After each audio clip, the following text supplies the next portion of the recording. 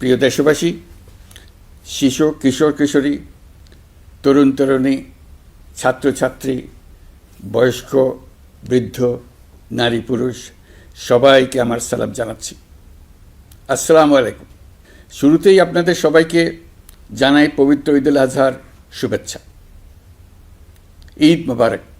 প্রতি বছরই এই দিনটি আমাদের সামনে হাজির হয় ত্যাগের এক মহান দৃষ্টান্ত হয়ে। আমরা যদি কোরবানির মাহাত্ম্যকে ধারণ করে লোভ, স্বার্থপরতা, হিংসা বিদ্বেষ মুক্ত হয়ে সমাজ ও রাষ্ট্র বিনির্মাণে নিজেদের নিয়োজিত করতে না পারি, তাহলে কোরবানির ঈদ আনুষ্ঠানিকতা ছাড়া আর কিছুই নয়। আসুন এবছর কোরবানিকে সুন্দর, ত্যাগের মহিমায় মহিমান্বিত করে গরিব বান্ধব করে তোলে।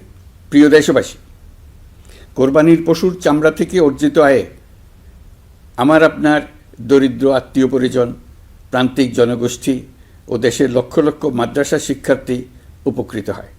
আমাদের গরিব স্বজন ও প্রতিবেশীরা তাদের হক যেন ঠিক ঠিক বুঝে পায়, সেদিকে আমাদের মনোযোগ দিতে হবে।